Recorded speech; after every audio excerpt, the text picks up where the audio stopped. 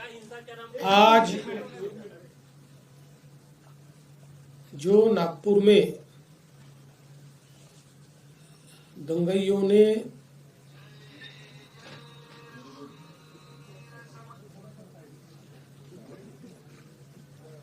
जिस प्रकार से दंगा किया उसके बारे में एक वरिष्ठ स्तर की बैठक मैंने की है। हमारे सहयोगी मंत्री बावनकुळे जी भी उसमें उपस्थित थे। किस प्रकार की घटनाएं हुई, उन घटनाओं में अगर कोई लैप्सेस थे तो वो क्या थे, उन घटनाओं को किस प्रकार से रिस्पॉन्ड किया गया और घटनाओं के बाद अभी तक क्या कार्रवाई की गई, इसकी पूरी जानकारी मैंने प्राप्त की है। मेरे अपने कुछ ऑब्जर्वेशंस उस संदर्भ में थे, वो भी मैंने पुलिस आयुक्त और जो वरिष्ठ अधिकारी थे उन सबके सामने रखे हैं। मूल रूप से ये घटना जिस दिन घटी उस दिन सुबह औरंगजेब की एक प्रतीकात्मक कब्र जलाई गई और उसको जलाने के बाद कुछ लोगों ने उसके बारे में कंप्लेंट भी की।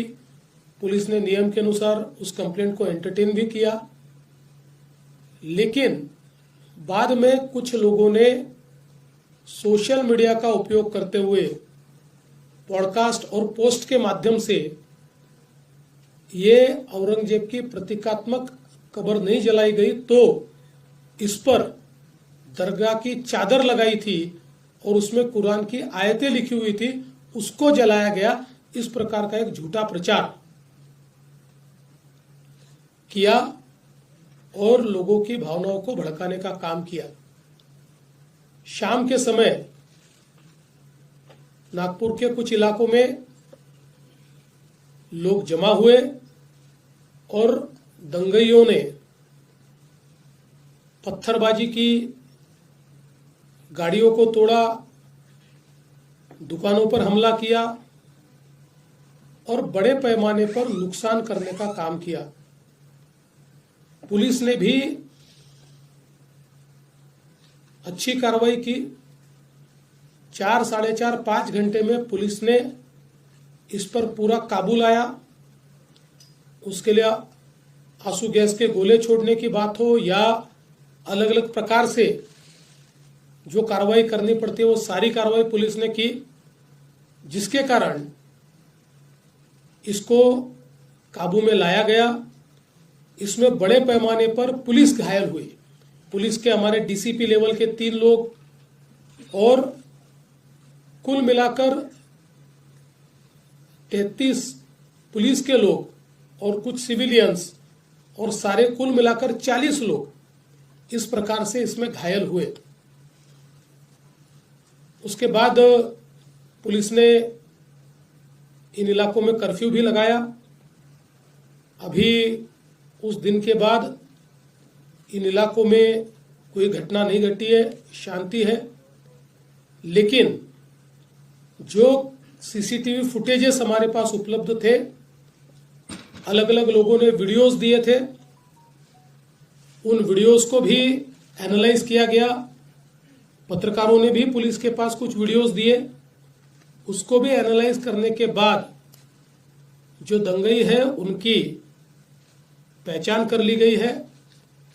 104 लोगों को अभी तक पहचान कर पकड़ा गया है, जिसमें 92 लोगों को अरेस्ट किया है। 12-18 साल के अंदर के विधि संघर्षित बालक है, उनको उस कानून के तहत उन पर कार्रवाई की गई है। और जब तक आखिरी दंगाई को पकड़ा नहीं जाता ये कार्रवाई रुकने वाली नहीं है, ये कार्रवाई चलती रहेगी। लगातार एविडेंस आ रहा है, उस एविडेंस के आधार पर ये कार्रवाई यहां पर चल रही है। ये भी तय हुआ है कि ये जितना नुकसान दंगाइयों ने किया है इसका पूरा हिसाब निकाला जाएगा और ये पूरा नुकसान उनसे वसूल किया जाएगा। और अगर वो नुकसान के पैसे नहीं भरते हैं तो उनकी प्रॉपर्टी को बेचकर ये नुकसान भरपाई की जाएगी। किसी भी हालत में इस प्रकार से किसी को दंगा करके दूसरे को नुकसान पहुंचाने की इजाजत नहीं दी जाएगी। जिनकी गाड़ियों का नुकसान हुआ है, सरकार उनको मदद करने वाली है। जो भी हमारे नियम है उन नियमों में बैठाकर हम लोग निश्चित रूप से उनको मदद करेंगे। अगले 7 दिनों में ये मदद करने की हमारी कोशिश होगी। और साथ साथ जिन लोगों ने सोशल मीडिया का उपयोग करते हुए इस प्रकार के पोस्ट किए जिसके कारण दंगे भड़के या दंगे भड़कने में या लोगों को भड़काने में जिनकी पोस्ट ने काम किया है, ऐसे लोगों को भी हम लोग सह आरोपी बनाएंगे, को एक्यूज बनाएंगे और उनको भी दंगे का आरोपी माना जाएगा। करीब 68 पोस्ट ये अभी तक आइडेंटिफाई करके उसको डिलीट किया गया है।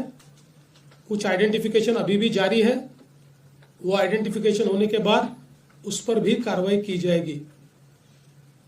नागपुर की एक अपनी संस्कृति है। 1992 के बाद नागपुर में कभी भी इस प्रकार के दंगे नहीं हुए। कभी छोटी मोटी घटना हुई होगी, लेकिन इस प्रकार से आगजनी करना, लोगों के गाड़ियों को तोड़ देना, पत्थरबाजी करना, ये किसी भी हालत में सहन नहीं किया जाएगा। और इस पर कड़ी से कड़ी कार्रवाई ये हमने शुरू कर दी है और ये जारी ही रहेगी जब तक हम लोग ये जो दंगे हैं इनको सबक नहीं सिखा देते। विशेष रूप से जिन्होंने पुलिस पर हमला किया है उनको तो निश्चित रूप से अपनी करतूत का भुगतान करना ही पड़ेगा। कड़ी से कड़ी धाराएं उन पर लगकर जब तक उनको कठोर से कठोर दंड नहीं होता तब तक हम लोग शांत नहीं बैठेंगे। सर, क्या इसमें विदेशी शक्तियों का भी जिक्र किया जा रहा है कि बांग्लादेश